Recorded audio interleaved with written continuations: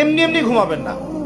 ঘুমানোর আগে বিসমিল্লাহ বলে লাইটটা অফ করবেন, বিছানাটা বিসমিল্লাহ বলে ঝাড়বেন, ঠিক আছে?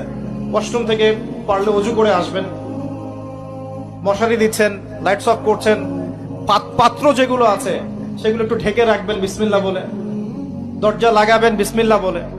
এরপর 3 বার পড়বেন সূরা ইখলাস একবার, সূরা ফালাক একবার, সূরা নাস একবার, পরে হাত একত্রিত করে ফু দিয়ে গা মাসাহ করবেন। এই কাজটা 3 বার করবেন। একবার আয়াতুল কুরসি পড়বেন, সূরা বাকারার 255 নম্বর আয়াত, আল্লাহু লা ইলাহা ইল্লা হুয়াল হাইয়ুল কাইয়ুম, এটা শেষ পর্যন্ত। এরপর সূরা বাকারার শেষের 3টা আয়াত পড়বেন, লিল্লাহি মা ফিস সামাওয়াতি, এখান থেকে ফানসুরনা আলাল কওমিল কাফিরিন পর্যন্ত। তারপর ডান কাতে পাশ ফিরবেন, বলবেন আল্লাহুম্মা বিইসমিকা আমুতু ওয়া আহইয়া। হাত নিবেন, হাতে গুনতে থাকবেন সুবহানাল্লাহ সুবহানাল্লাহ সুবহানাল্লাহ।